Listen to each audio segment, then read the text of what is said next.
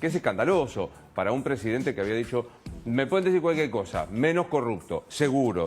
Me pueden decir cosas, pero yo he sido defensor de los derechos, Fabiola. Es un impacto, es horrible lo que voy a decir, pero que le da más oxígeno al gobierno, ¿no? Sí, vos fíjate que el gobierno en este último tramo estuvo mucho más en silencio que quizás el primer semestre, ¿no? Total. Y uno podría pensar, bueno, arrancó con el caso Loan esta circunstancia, la ineficiencia del Estado, siguió con el tema Maduro-Venezuela que se impone en la agenda como el dictador progresista y ahora termina con el tema de Alberto Fernández como el líder fracasado del pasado. Me parece que cuando uno dice, bueno, ¿y dónde está la explicación de que Milei tenga alta aprobación o por lo menos un 50 y pico en la opinión pública?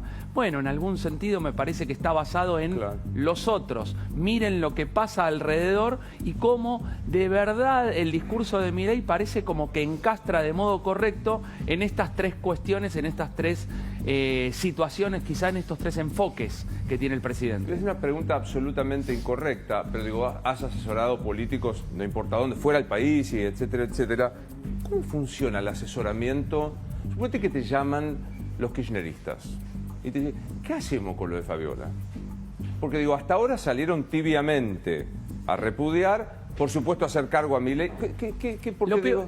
Digamos, nosotros cuando trabajamos, sobre todo porque trabajamos con líderes de modo constante, lo primero que tratamos de hacer es hacer una enorme sintonía diagnóstica con la realidad, con el contexto que se va dando, con el clima de opinión y planteamos contextos futuros. En realidad de eso se trata, podríamos decir, el asesoramiento en liderazgo. Después hay otro tipo de situaciones, estrategia de comunicación, estrategia política, pero me parece que el líder lo mejor que tiene que lograr, su mayor éxito es la conexión con su gente, con su público objetivo, diagnosticando el escenario político, porque como dice mi amigo Orlando D'Adamo, el liderazgo es contextual y quien no conecta lo que está demostrando es que está fuera de esa realidad. Entonces me parece que los casos Maduro y Alberto lo que terminan mostrando a nivel emocional es esa falta de empatía y de sintonía con lo que pareciera evidente, y cuando lo evidente se hace presente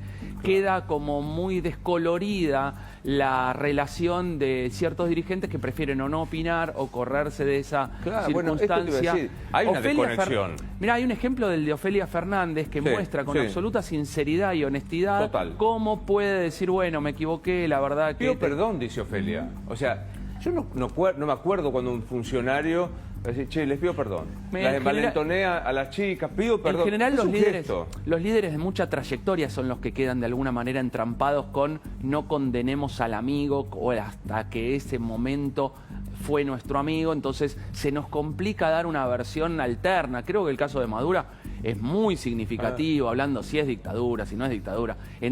Les doy una recomendación, entren a Wikipedia y no lo validemos nosotros, entren a Wikipedia y vean la definición de dictadura y vean si aplica o no aplica. Se van a dar cuenta de que es muy difícil sostener una postura por otro lado.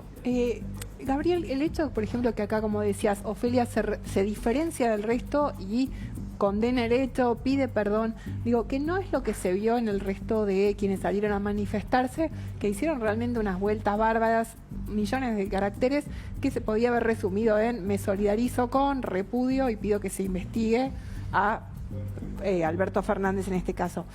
Es una demostración más de que la política sigue sin entender los nuevos códigos, lo que la gente está demandando. Que... Sí, yo creo que hay un proceso de transformación en el ámbito político en donde de alguna manera las cartas que se ponen sobre la mesa son, esto es estratégico, ¿no? Me ocupo del tema, ¿qué encuadre le doy? O no me ocupo del tema. Entonces me da la sensación de que hay dirigentes que prefieren directamente no tomar el tema, hacerse los prudentes cuando en otras circunstancias no lo fueron. Entonces yo digo que quizá en el corto plazo los ciudadanos, el público o el propio segmento a los que están hablando o el propio núcleo no se los reproche, pero en el largo plazo finalmente la película completa te demuestra que quedás en una vereda opuesta a sintonizar con un sector mayoritario de la ciudadanía a los que después les pedís el apoyo y la aprobación, pero tu pasado te condena. que, digamos, el medio queda letargado, por lo menos solapada la discusión que hay entre Mauricio Macri y Javier Milei. Iba a decir el PRO y la Libertad Avanza, pero creo que es más potente, más de... Entrevistándolo a la medianoche, Emilio Monzó, que me parece siempre un tipo muy interesante, hace 2 meses, 3, no me acuerdo, cuando me dijo, es inevitable el choque por la caracterología, por los caracteres de ellos. No, pero no solamente por eso. Una cosa son el carácter de cada uno de las personalidades, que ahí entra el ego, que es muy fuerte en la dirigencia política nacional, sobre todo en momentos de crisis, ¿no? El ego termina siendo fuerte. Esa particularidad hay que ponerla en evidencia y en primer plano. Pero la segunda es lo que dijimos antes, el contexto, ¿cuál es el estímulo para que exista ese acuerdo? Y parece que si fuese de largo plazo uno diría, bueno, es lógico que acuerden porque van a construir una alternativa, quizá en algún momento fue la de Juntos por el Cambio, una alternativa que sea antiperonista, en contra de las fórmulas del pasado, como lo llaman. Entonces digo, hay un estímulo, un incentivo hacia adelante. Pero el incentivo electoral de corto plazo no parece ser evidente, no funcionaría de ese modo. Entonces uno dice, bueno, la verdad que a Macri le conviene ahora porque el PRO está en una situación complicada, pero de ninguna manera le conviene la Libertad Avanza, que lo que va a demostrar en la elección de 2025 probablemente sea un crecimiento, claro, sobre todo a nivel legislativo en las provincias. Entonces, la verdad que esa es una articulación que no es fácil, porque los estímulos cruzados en general, en este caso, no es que prima el bien del conjunto. Están viendo a ver quién de alguna manera tiene más poder de negociación, y eso requiere tiempo y requiere elecciones, requiere del 2025. Entonces me da la sensación que más allá del ego personal de Macri y Milei, también hay un tema de estímulos contextuales que son muy complicados de resolver. El cuestionamiento que le hace Macri, entre otros, es: hay lugares de la administración donde no se avanza, se está administrando mal, está en muchos casos manejada. ¿Debería atender Milei este consejo? Lo que pasa es que es el mismo posicionamiento de el PRO y el nuevo PRO, de Macri ahora y antes. Es la misma circunstancia que las reuniones de Asunción.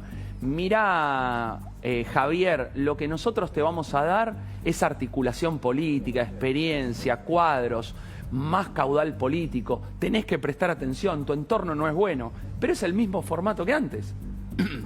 Entonces, si el formato anterior no funcionó, ¿por qué ahora Mauricio Macri repite el mismo esquema? Que tendería a decir como que parece que la insistencia podría darle como un triunfo, algo así como Milei recapacitá. Yo no tengo la sensación de que el presidente tenga muchas capacidades para recapacitar, sino más bien que en general redobla.